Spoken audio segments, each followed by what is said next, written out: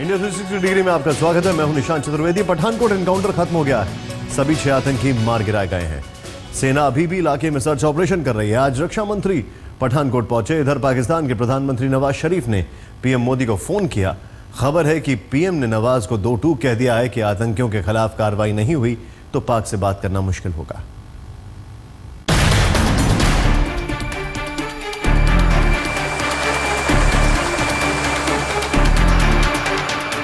Pathankot airbase पर हुए आतंकी हमले के चौथे दिन रक्षा मंत्री मनोहर पर्रिकर विजयी मुद्रा में मीडिया के सामने आए और ऑपरेशन खत्म होने का ऐलान किया।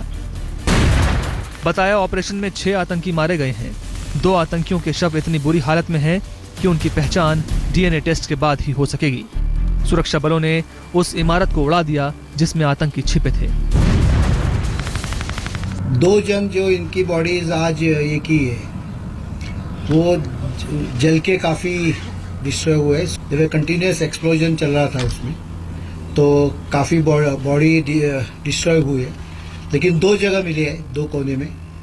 तो उससे दोनों की बॉडी आइडेंटिफाई की गई है और डीएनए टेस्ट से finally NIA will definitely confirm that 6 number. Parrikar ने ऑपरेशन को बेहद जटिल बताया। यह भी बताया कि एयरबेस को कोई नुकसान नहीं हुआ है। मीडिया के सामने एक के बाद एक ऑपरेशन से जुड़ी बातों का खुलासा किया। पर्रिकर ने कहा, आतंकी 40 से 50 किलो गोलियां लेकर आए थे।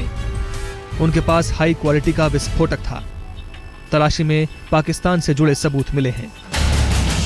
इस बीच पाकिस्तानी प्रधानमंत्री नवाज शरीफ ने पीएम नरेंद्र मोदी से फोन पर तकरीबन 15 मिनट बात की।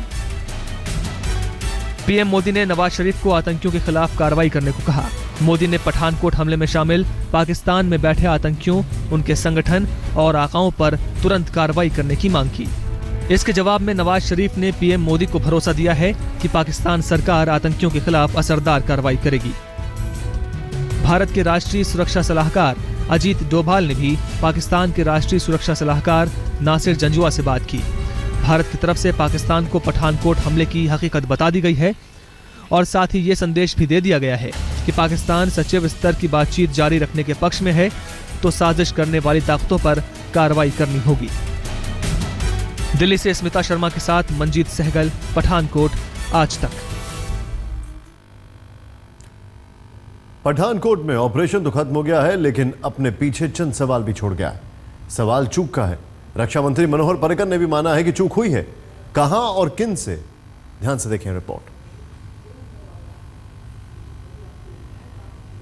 I was still worried about how they have managed to come inside.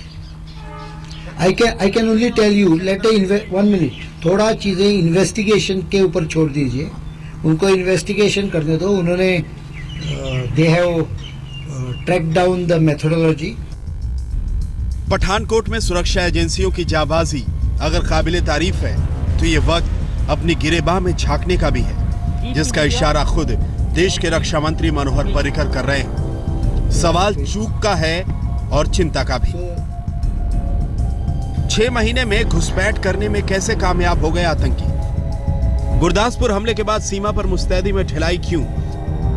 खुफिया सूचना के बाद भी सुरक्षा एजेंसियां सतर्क क्यों नहीं? एयरबेस के अंदर कैसे दाखिल हो गए आतंकी? आतंकी हमले के पीछे क्या किसी भेदिए का हाथ था? आखिरी सवाल बेहद संजीदा है, क्योंकि एनआईए के मुखिया भी मान रहे हैं कि आतंकी हमले की साजिश में किसी हिंदुस्तानी का भी हाथ हो सकता है। I've read his statements in the media and on the print and electronic media both. But till we interrogate him, I can't go by the media statements, you see. Let our officers talk to him first, and then we'll come to a conclusion whether he's a suspect or what about. Right now, he's an eyewitness. सवालों के घेरे में गुरदासपुर के SP Salwinder Singh भी हैं, जिनका पल पल बदलता बयान शक पैदा कर रहा है। But do you prima facie find it a bit strange that a superintendent of police is abducted and he's allowed to go while the people who are traveling with him get attacked but nothing happens against him? Looks a bit murkier, but still till we talk to him, you see, and the other people who are accompanying him, I can't come to a different conclusion. अगर ये शक सच हुआ तो ये वाकई शर्म की बात होगी। मंजीत सिंह नेगी के साथ राहुल कंवर, दिल्ली, आज तक। टाइमिंग बहुत मायने रखती है। एक दूसरी जगह का एसपी एक दूसरी जगह आता है, अपनी नीली बत्ती वाली गाड़ी में आता है, उसी बत्ती का इस्तेमाल होता है और एसपी को कुछ नहीं होता है। खैर, सवाल है, जवाब तलाशने की कोशिश करेगी पुलिस भी, इन्वेस्टिगेटिव एजेंसीज भी। पाकिस्तानी हुकूमत जांच में सहयोग का भरोसा दे रहा है, जबकि सबूत साफ साफ इशारा कर रहे हैं कि साजिश का सूत्रधार पाकिस्तान में बैठा है। भारत ने पाकिस्तान को सबूतों के बारे में बता दिया है और अब गेंद पाक के पाले में।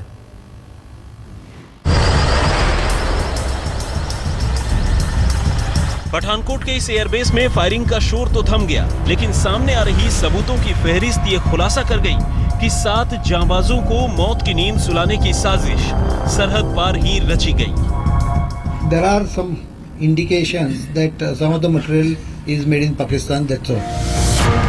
पुख्ता और तमाम सबूत हैं जो चीख चीख कर कह रहे हैं कि एयरबेस पर हमले की हिमाकत किसकी शह पर की गई। सबूत नंबर 1, कॉल रिकॉर्ड। पठानकोट को थर्रा देने वाले दहशतगर्द लगातार फोन पर बात कर रहे थे। एक एक डिटेल सरहद पार बैठे पाकिस्तानी आकाओं को दे रहे थे। शहीद जवानों की मां से उनके सपूत छीन लेने वाले आतंकियों में से एक ने अपनी मां से भी बात की थी। इंडिकेशन ये देखता है पाकिस्तान का इन्वॉल्वमेंट है, क्योंकि वहाँ पे इनकमिंग और आउटगोइंग कॉल्स पाकिस्तान नंबरों को की गई। अभी हम लोग कॉल एनालिसिस कर रहे हैं, इस समय प्रीमेच्योर है कहना कि किसने किससे बात की।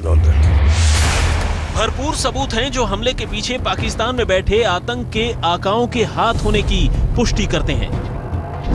सबूत नंबर 2, पाकिस्तानी जूते। अमन चैन को कुचलने के मंसूबे से हमारी सरहद में घुसने वाले आतंकियों ने पाकिस्तानी कंपनी एपकॉट के जूते पहन रखे थे। सबूत नंबर 3, पाकिस्तानी हथियार। आतंकियों से बरामद हथियारों को देखकर यह साफ हो गया कि ये पाकिस्तान और चीन की फैक्ट्रियों में बने हैं और इनका इस्तेमाल भारत के खिलाफ किया गया। प्रोबेबली थोड़े हाई क्वालिटी के, हाई एक्सप्लोजिव वाले भी मटेरियल लेके आए थे। अभी जो सामान मिला है उसमें there are some indications that some of the material is made in Pakistan, that's all. बाकी इन्वेस्टिगेशन एनआईओ को करने दो। सबूत नंबर 4, जैश मोहम्मद का पर्चा। पठानकोट के अगवा एसपी सलविंदर सिंह की जीप में मिला जैश मोहम्मद। मुंबई हमला, उधमपुर अटैक, गुरदासपुर अटैक। सबूत तो पाकिस्तान को हर आतंकवादी हमले के बाद दिए गए, लेकिन पाकिस्तान इन्हें नकारता रहा। अगर पाकिस्तान ने कार्रवाई में ईमानदारी बरती होती तो शायद पठानकोट हमले की नौबत ही नहीं आती।